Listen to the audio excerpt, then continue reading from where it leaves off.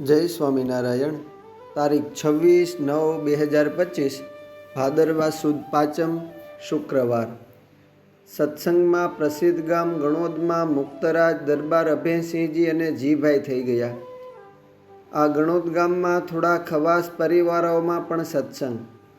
અહીં ખવાસ જ્ઞાતિના આગેવાન એક જશાભાઈ હતા.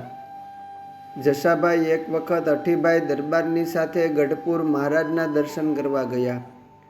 ત્યાં સંતોના મુખની તથા શ્રીના મુખની વાણી સાંભળી, પણ તેમના હૃદય ઉપર સત્સંગનો રંગ લાગ્યો નહીં, જેથી સત્સંગી થયા નહીં. એક વખત શરદ ઋતુમાં જશાભાઈને શરીરે તાવ આવ્યો. લાંબો સમય સુધી તાવ રહ્યો. આયુષ પૂરું થયું.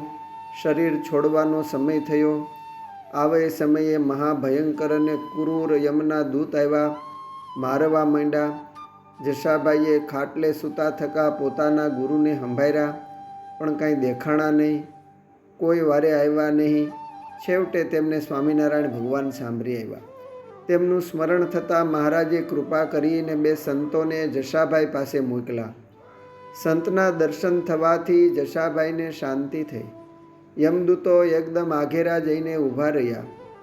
જશાભાઈ બોલ્યા કે કોણ મહાપુરુષ છો તમે, જેથી તમારા દર્શન માત્રથી યમદૂતો મને મારતા હતા તે એકદમ ભય પામીને નાસી ગયા. સંતો બોલ્યા કે અમે પ્રગટ ભગવાન સ્વામિનારાયણના સાધુ છીએ. તમોએ સ્વામિનારાયણ ભગવાનને સંભાળ્યા, જેથી અમે આવ્યા છીએ.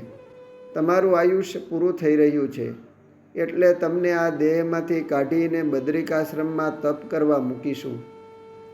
તમો નિર્વાસનિક થશો ત્યારે સત્સંગમાં જન્મ લઈ મહારાજનો પાકો નિશ્ચય કરી અક્ષરધામમાં જશો. જશાભાઈ બોલ્યા કે સંતો તમો પધાર્યા તેથી હું જમના ત્રાસથી બચી ગયો.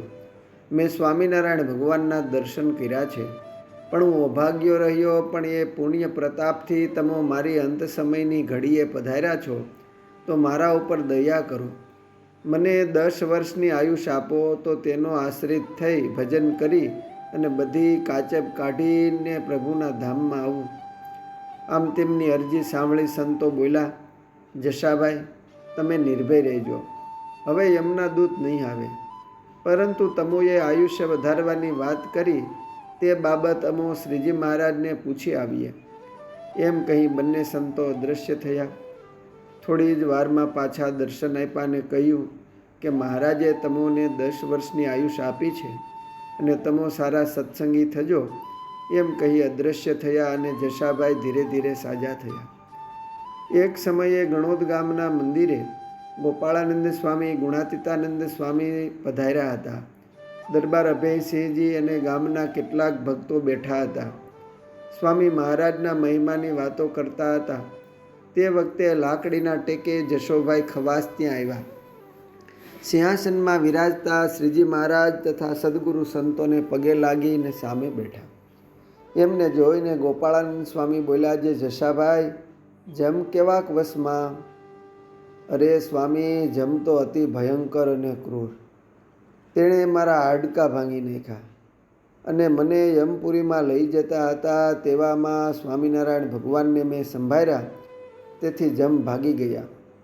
આમ પોતે પોતાના મુખે સઘળી હકીકત ભરસભામાં કહી. વળી બોલ્યા, જે હવે તમો મને વર્તમાન ધરાવો અને સત્સંગના જે કંઈ નિયમ હોય તે જણાવો, હું અણીશુદ્ધ પાળીશ. એમની નિખાલસપણે વાત જાણીને ગોપાળાનંદ સ્વામી રાજી થયા ને સ્વામીએ જશાભાઈને વર્તમાન ધરાવ્યા અને શ્રીહરિની પ્રસાદી રૂપ કંઠી પહેરાવી અને શિક્ષાપત્રી પ્રમાણે વર્તન કરવાનો ઉપદેશ આપ્યો ને સ્વામિનારાયણ સ્વામિનારાયણ ભજન સ્મરણ કરવાનું કહ્યું. આમ સ્વામીના દિવ્ય સમાગમનો થોડા દિવસ સૌએ લાભ લીધો.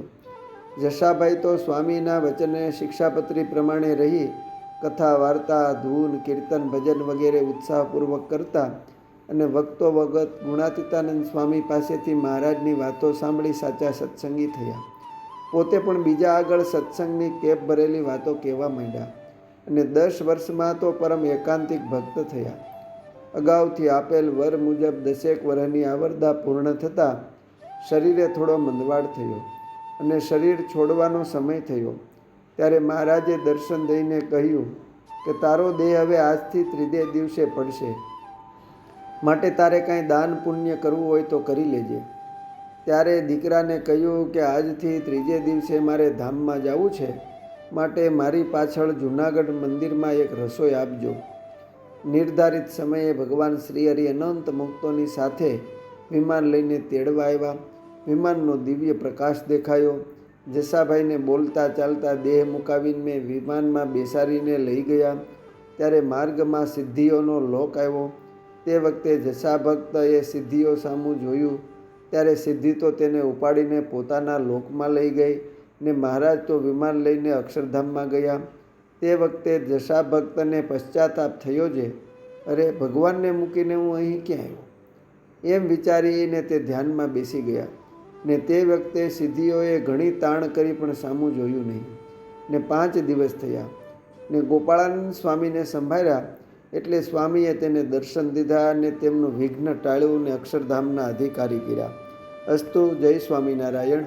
સત્સંગ સાગરના મોતીમાંથી